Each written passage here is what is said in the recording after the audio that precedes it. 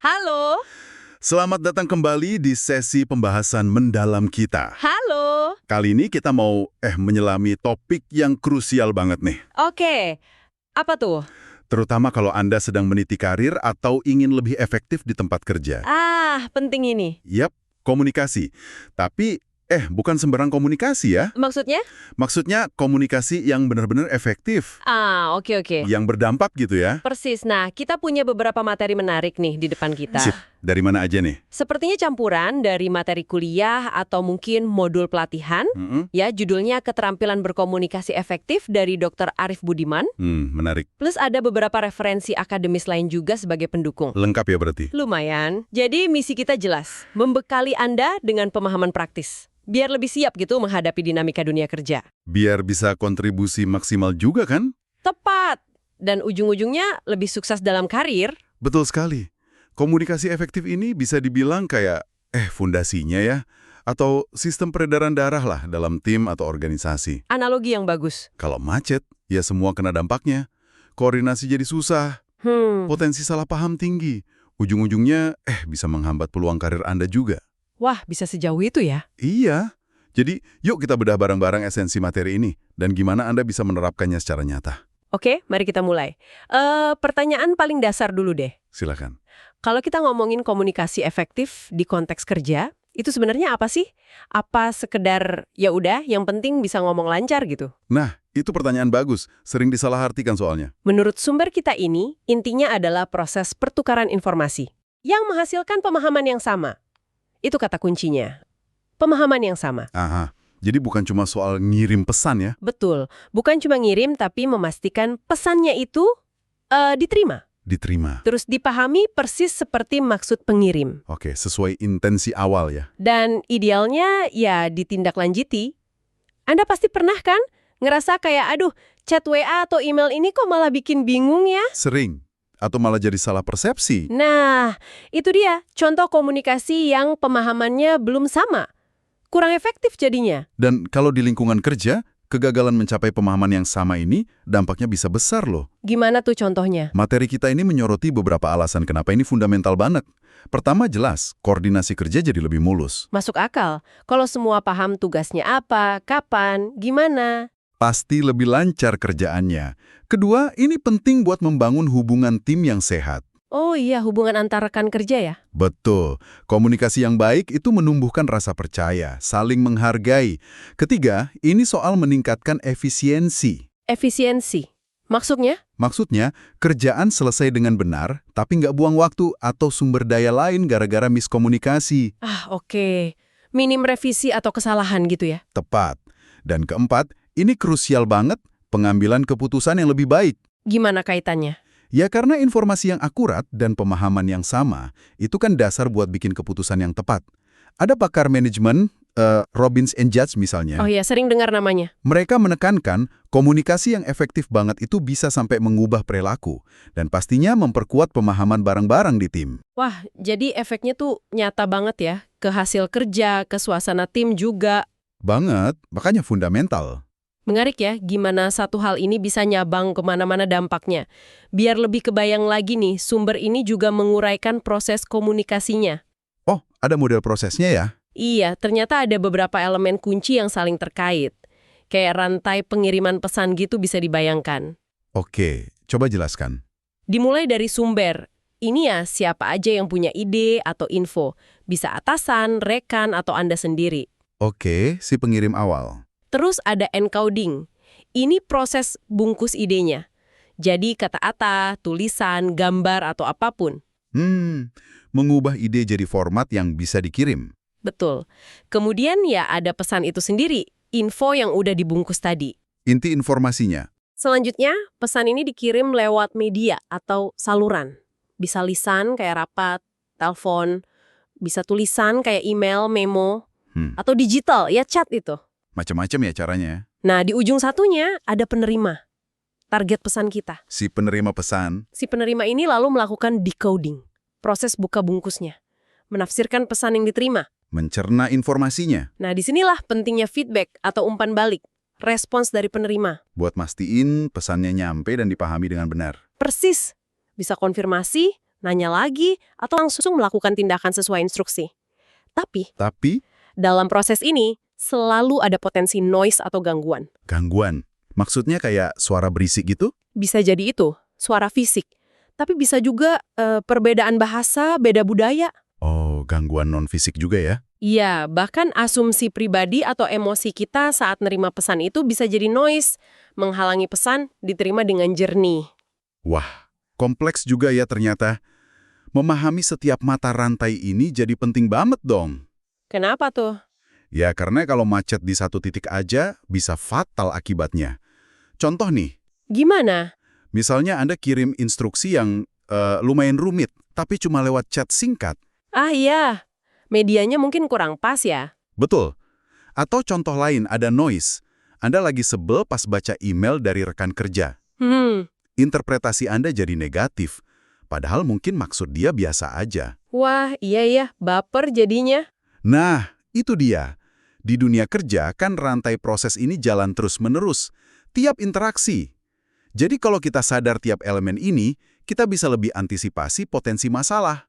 Oke, jadi prosesnya banyak titik kritisnya ya. Nah, sekarang kita fokus ke tujuannya yuk. Selain yang tadi udah disebut, apalagi sih tujuan spesifik komunikasi efektif di tempat kerja menurut materi ini? Ada beberapa lagi yang penting. Salah satu yang paling dasar tapi sering jadi masalah nih, menyampaikan informasi dan instruksi kerja secara jelas. Oh, ini krusial. Kayaknya sepele ya, tapi detail apa, kapan, siapa, bagaimana itu harus presisi banget. Biar nggak ada salah interpretasi ya. Iya, sumber ini bahkan nekenin kalau instruksi penting sebaiknya ada versi tertulisnya, biar jadi acuan jelas. Setuju, itu penting. Apalagi? Tujuan kedua, ini nyambung ke suasana kerja. Membangun hubungan kerja yang sehat. Nah, ini dia. Hubungan antar manusia di kantor. Iya, hubungan sehat itu cirinya apa sih? Kalau dirangkum dari beberapa ahli di materi ini, kayak Luthans, Greenberg, and Barron. Oke. Intinya itu ada rasa saling percaya dan menghargai. Terus komunikasinya terbuka dan jujur. Minim asumsi atau agenda tersembunyi gitu ya? Betul. Terus kemampuan buat kolaborasi dan menyelesaikan konflik secara konstruktif. Bukan malah saling sikut atau cari-cari kesalahan. Persis. Ada juga aspek dukungan emosional antar rekan. Kayak yang dibahas Goleman soal kecerdasan emosional. Oh iya, penting itu buat hadapi tekanan kerja bareng-bareng. Nah, komunikasi efektif itu kayak pelumasnya lah, biar semua ini jalan lancar. Menarik. Dan hubungan yang sehat ini pasti ada manfaat langsungnya kan? Kemana tuh? Ketujuan berikutnya, mengurangi konflik dan kesalahpahaman. Sumber ini ngutip dari pakar kayak Robbins dan Judge atau peneliti komunikasi antar budaya. Oke. Mengidentifikasi akar masalah konflik itu seringnya ya di komunikasi. Contohnya gimana? Instruksi lisan. Sering kan ditangkap beda-beda sama tiap orang? Iya banget. Apalagi kalau orangnya banyak. Atau pilihan kata dan nada bicara. Apalagi kalau di email atau chat. Kan nggak kelihatan ekspresinya. Gampang banget bisa lah artikan jadi nyindir atau marah ya. Betul. Apalagi kalau ada beda latar belakang budaya. Wah, makin rawan. Kita semua pasti pernah ngalamin kan? Pasti pernah. Nah, komunikasi efektif itu berusaha meminimalkan ruang buat salah tafsir ini. Oke, masuk akal. Terus ada lagi? Ada lagi tujuan meningkatkan efisiensi kerja. Efisiensi lagi nih. Tadi udah disinggung sedikit. Iya. Efisiensi di sini, seperti ditegaskan pakar manajemen kayak Drucker, bukan cuma soal kerja cepat, tapi melakukan pekerjaan dengan benar. Hasil maksimal dengan sumber daya minimal, gitu ya? Tepat. Komunikasi yang jelas dan lancar itu dampaknya langsung ke sini. Tandanya apa kalau efisien? Menurut rangkuman materi ini, tugas selesai tepat waktu, atau bahkan lebih cepat. Oke. Biaya terkontrol, minim pemborosan bahan atau revisi. Kualitas kerja terjaga. Bahkan keluhan dari pihak lain, entah internal atau eksternal, itu berkurang. Wah, banyak ya indikatornya. Semua itu karena informasinya pas dan koordinasinya jalan. Gara-gara komunikasinya efektif. Sip. Ada lagi tujuannya? Ada. Yang terakhir tapi nggak kalah penting. Mendukung pengambilan keputusan yang tepat. Nah, gimana tuh caranya komunikasi bantu ambil keputusan? Komunikasi yang efektif itu memastikan informasi yang relevan ngalir ke orang yang tepat di waktu yang tepat. Oke, Aliran informasi lancar? Ini bikin masalah bisa dianalisis dari berbagai sudut pandang. Muncul lebih banyak alternatif solusi. Jadi nggak cuma satu perspektif aja ya? Betul.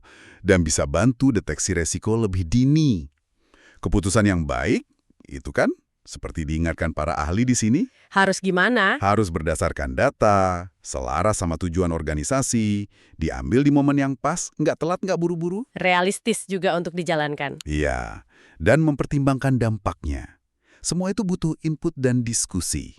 Yang dimungkinkan oleh komunikasi efektif tadi. Tepat sekali. Wah, ternyata dampaknya luas banget ya. Dari hal teknis kerjaan, hubungan antar orang, sampai keputusan strategis. Betul, makanya penting banget. Nah, sekarang masuk ke bagian yang paling ditunggu-tunggu nih pasti sama pendengar. Apa tuh? Gimana cara melatihnya? Apa kunci praktisnya biar komunikasi kita lebih efektif?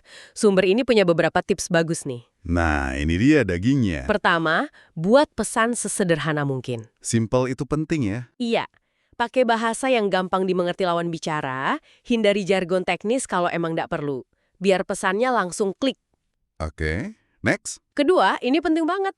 Latih mendengarkan aktif. Mendengarkan aktif, bukan cuma dengerin sambil lalu ya. Bukan cuma pasang telinga, tapi benar-benar fokus memahami apa yang dikatakan dan juga yang tidak dikatakan lawan bicara. Oh, yang tersirat juga ya. Iya, tunjukkan kalau Anda nyimak, kontak mata, anggukan, mungkin rangkum ulang pemahaman Anda atau tanya buat klarifikasi. Jangan sambil main HP ya intinya. Nah, itu dia. Ketiga, kembangkan empati. Empati, mencoba memahami dari sudut pandang orang lain. Persis. Coba posisikan diri Anda di posisi dia. Apa ya kira-kira kesulitannya? Perspektifnya gimana? Ini bantu kita respon lebih bijak. Setuju? Lanjut? Keempat, pilih media yang tepat. Ini tadi sempat disinggung juga. Oh ya, soal saluran komunikasi ya. Betul. Pesan urgent mungkin perlu telepon. Diskusi kompleks enaknya tatap muka atau video call. Laporan detail cocoknya via email. Harus pinter-pinter milih kendaraan pesannya ya. Iya, kadang kombinasi juga bagus kok. Oke. Apalagi? Kelima, sadari bahasa tubuh nonverbal Anda dan lawan bicara. Gestur, ekspresi muka gitu ya. Iya, ekspresi wajah, gerakan tangan, postur tubuh, itu ngirim pesan kuat loh. Pastikan bahasa tubuh Anda dukung pesan verbal Anda, jangan malah bertentangan. Wah, ini perlu latihan kesadaran diri ya. Banget. Keenam, berikan umpan balik yang konstruktif. Feedback ya. Gimana tuh biar konstruktif? Kalau kasih masukan, fokus ke perilaku atau hasil kerja yang bisa diperbaiki. Jangan nyerang pribadinya. Tawarkan solusi kalau bisa. Sip. Terus kalau kita yang terima info, ngasih juga feedback. Bilang udah paham, atau kalau masih bingung ya tanya lagi. Konfirmasi itu penting. Oke, ada lagi. Terakhir, tapi ini fondasi. Jujur dan terbuka. Trust ya, intinya. Betul. Tanpa kepercayaan komunikasi sebagus apapun tekniknya, ya bakal susah efektif. Mantap. Itu tadi hal-hal yang perlu dilakukan. Do's-nya ya. Sekarang sama pentingnya nih, don'ts-nya.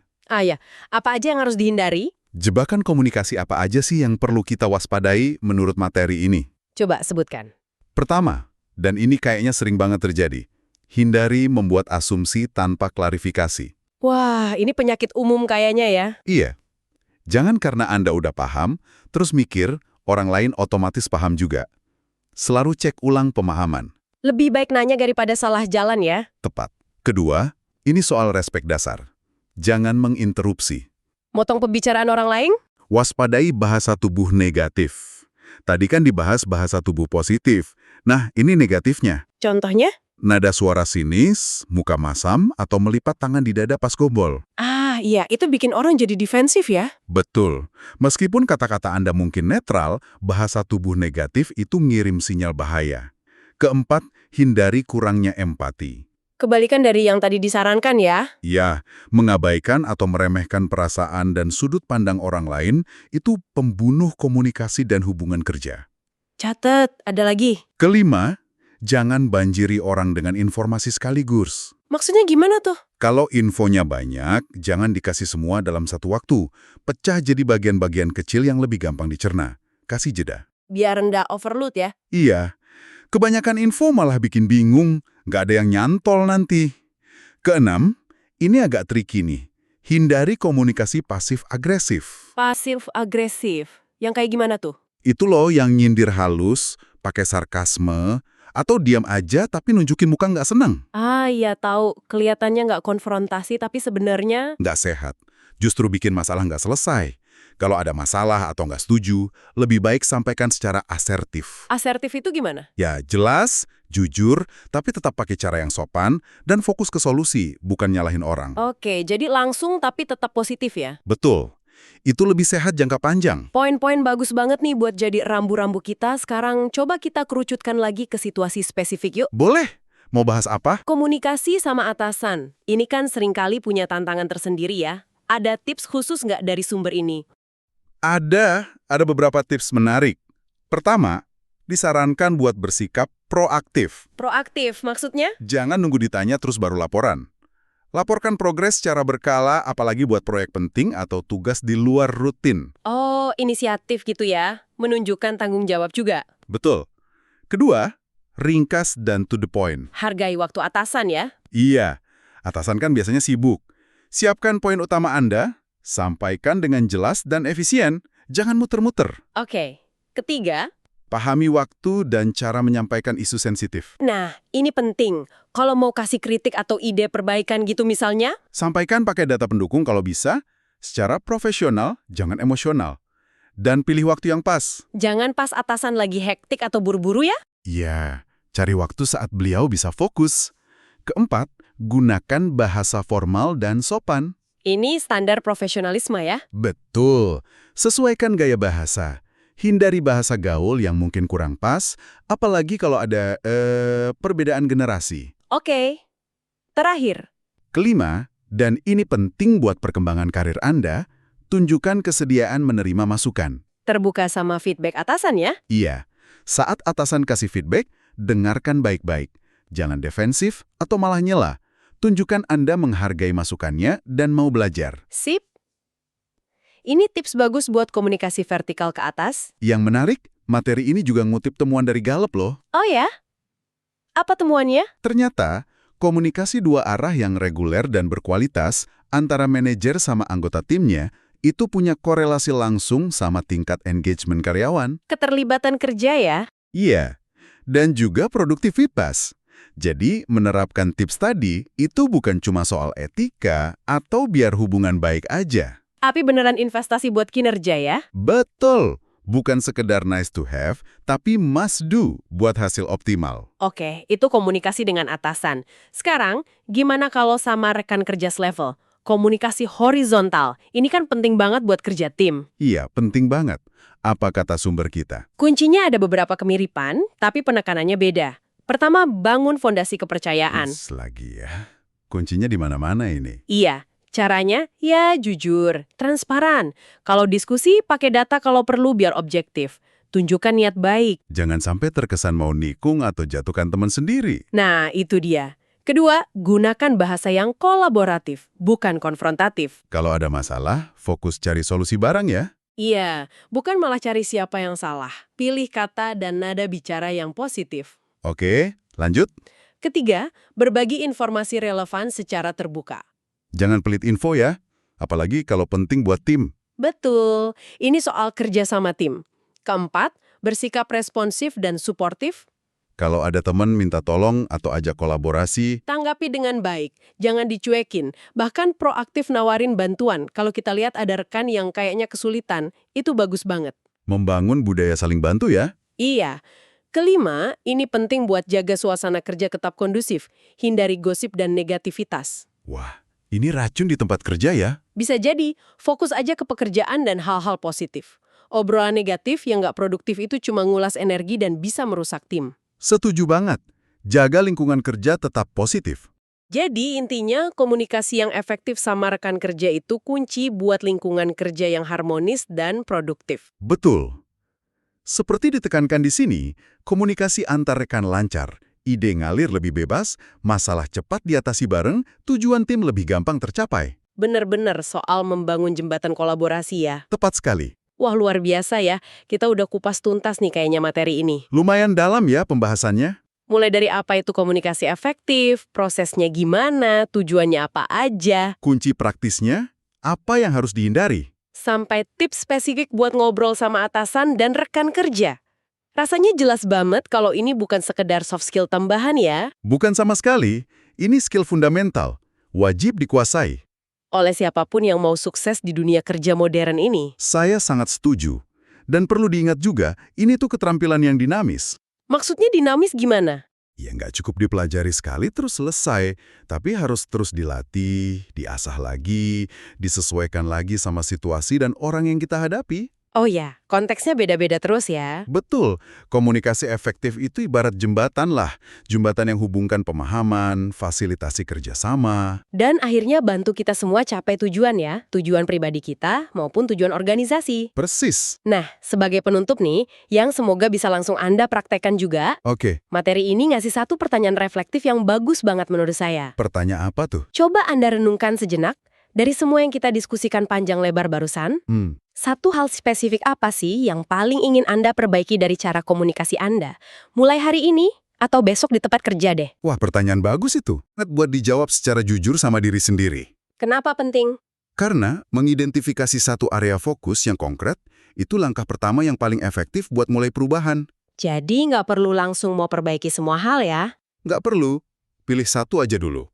Terus coba konsisten. Itu udah bagus banget.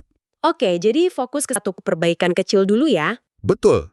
Semoga pembahasan kita kali ini kasih insight baru ya, dan motivasi buat Anda terus mengembangkan skill komunikasi ini. Amin, semoga bermanfaat ya untuk Anda semua.